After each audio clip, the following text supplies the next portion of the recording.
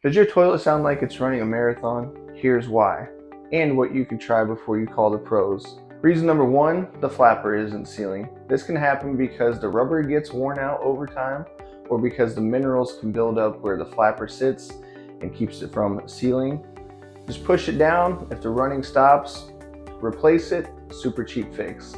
Reason number two, the chain. If the chain is too tight or too loose, it can cause your flapper to not do its job. Just adjust the length and it should be as good as new. Reason number three, the float is set too high. That makes the water spill into the overflow. Lower the float to stop the flow. And finally, if it's none of that, your fill valve might just be worn out.